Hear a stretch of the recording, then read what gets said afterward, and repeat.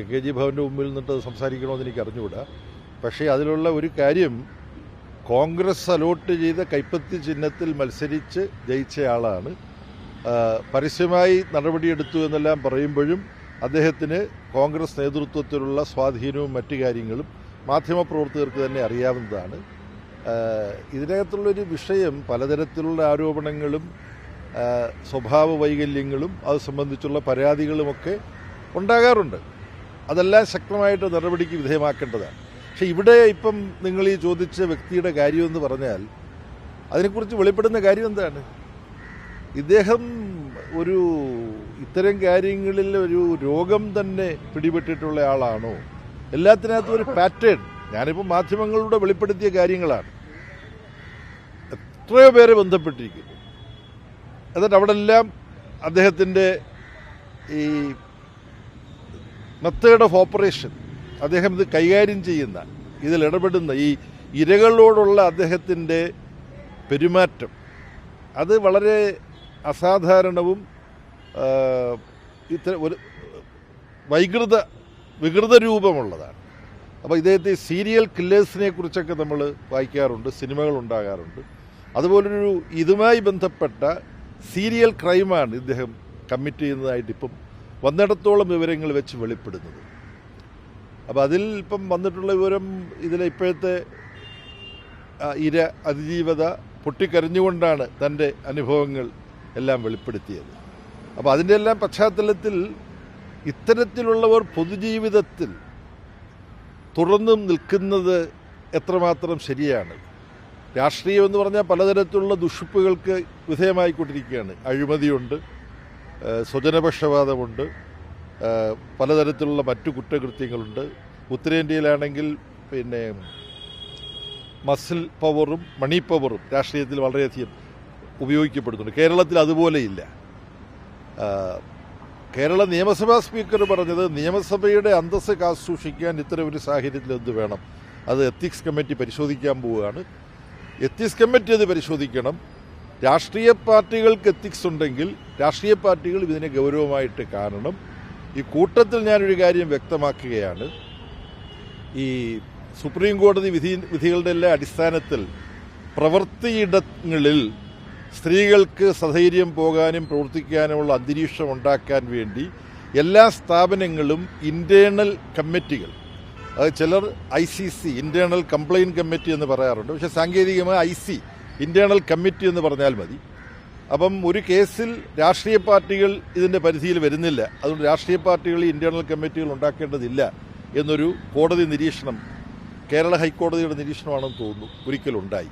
പക്ഷേ ആ നിരീക്ഷണം മാറ്റിവെച്ചുകൊണ്ട് CPIM-ന് അഭിമാനപൂർവ്വം പറയാൻ കഴിയും, CPIM ഇന്ത്യയിലെ ഒരുപക്ഷെ ഒരേ ഒരു രാഷ്ട്രീയ പാർട്ടി ആയിരിക്കും കേന്ദ്രതലത്തിലും സംസ്ഥാന തലത്തിലും ഇന്റേണൽ കമ്മിറ്റികളുണ്ട് പാർട്ടിക്ക്.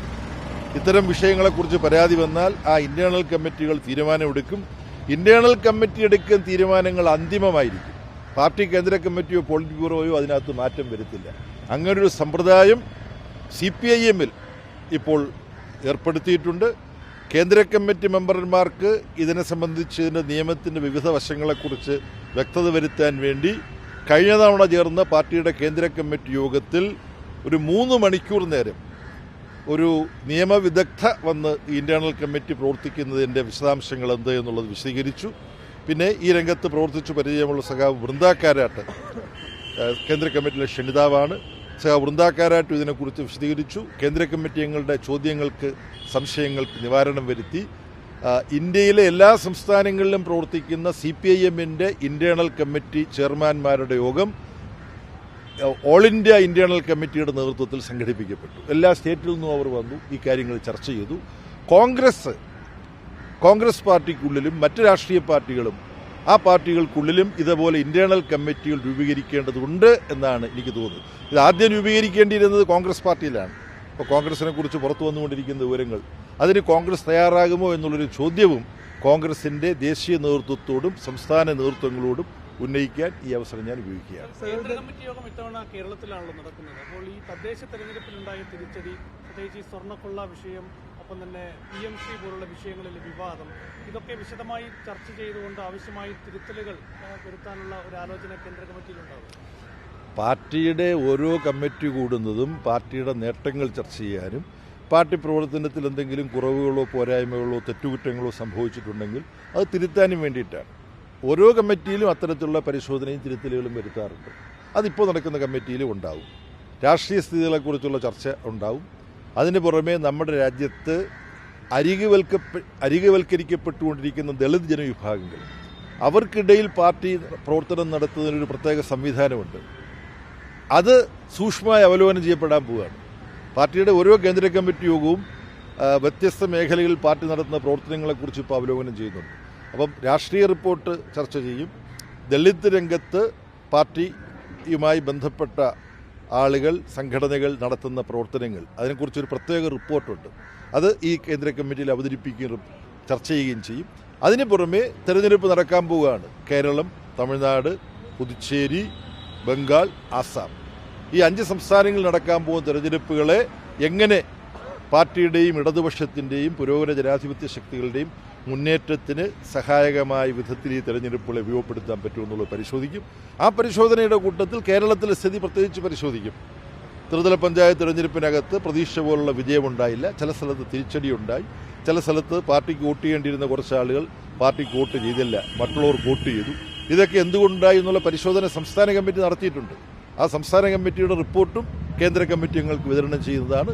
ചർച്ച നടത്തി പാർട്ടിയെ കൂടുതൽ സുശക്തമാക്കാൻ, LDFനെ കൂടുതൽ സുശക്തമാക്കാൻ തിരുവനന്തപുരം കേന്ദ്ര കമ്മിറ്റി യോഗം തീരുമാനിക്കും. ഈ AK ബാലന്റെ പരാമർശം, അത് അക്കാര്യത്തിൽ കേന്ദ്ര നേതൃത്വത്തിന്റെ നിലപാടെന്താണ്? അല്ല, ഇതിൽ കേരളത്തിലെ രാഷ്ട്രീയം, അവിടുത്തെ വിവിധ വർഗീയ പ്രസ്ഥാനങ്ങൾ, ഇവയൊക്കെ സംബന്ധിച്ച് പല നേതാക്കന്മാരും കമ്മിറ്റിയും എല്ലാം പ്രതികരണങ്ങൾ നടത്തിയിട്ടുണ്ട്. അതിൽ പാർട്ടിയുടെ ഒരു പൊതു സമീപനത്തിനുള്ളിൽ ഒതുങ്ങി നിന്നിട്ടാണ് ഓരോരുത്തരും മാധ്യമങ്ങളോട് സംസാരിക്കുന്നത്. അപ്പോൾ അതിലുപയോഗിക്കുന്ന വാക്കുകളോ വാചകങ്ങളോ ഒക്കെ ചില രൂപത്തിൽ വരാം, പലതരം വ്യാഖ്യാനങ്ങൾക്ക് വിധേയമാക്കപ്പെടാം. അതിൻ്റെ സൂക്ഷ്മമായ വിശദാംശങ്ങളെല്ലാം ചർച്ച ചെയ്ത് ഒരു നിരൂപണം നടത്തി ഇത്രത്തോളം ശരി, ഇങ്ങനെ തെറ്റ് എന്നുള്ളതല്ല. വർഗീയത കേരളത്തിൽ വലിയൊരു പ്രശ്നമാണ്, ഇന്ത്യയിൽ വലിയൊരു പ്രശ്നമാണ്. CPMനെ സംബന്ധിച്ചിടത്തോളം എല്ലാ മതവിഭാഗങ്ങളെയും വിശ്വാസത്തിലെടുത്തുകൊണ്ടുള്ള പ്രവർത്തനമാണ് CPIM നടത്തുന്നത്. എന്നാൽ ഏതു മതത്തിൻ്റെ പേരിലുമുള്ള വർഗീയ പ്രവർത്തനത്തെയും വർഗീയ തീവ്രവാദ പ്രവർത്തനത്തെയും CPIM അംഗീകരിക്കുന്നില്ല. അത് തുറന്നു കാട്ടുകയും അതിനെ വിമർശിക്കുകയും ചെയ്യും. അതുകൊണ്ട് പാർട്ടിയുടെ ആ പൊതു സമീപനത്തിൽ ഒതുങ്ങി നിന്നുകൊണ്ടാണ് എല്ലാവരും വിശദീകരണങ്ങൾ നടത്തുന്നത്. അതിൻ്റെ വ്യാഖ്യാനങ്ങൾ പലതരത്തിൽ വരും. AK ബാലൻ പറഞ്ഞത് പാർട്ടി നിലപാടിൽ അല്ല, ഇപ്പം ഇത്രയും മതി. ഓരോരുത്തരും പറഞ്ഞതിനെക്കുറിച്ച് ജനറൽ സെക്രട്ടറി വിശദീകരിച്ച എത്രത്തോളം ശരി, എത്രത്തോളം പോരും, അങ്ങനെ പോകേണ്ട കാര്യമില്ലല്ലോ നമ്മൾ. ശരി, അപ്പോൾ താങ്ക് യു.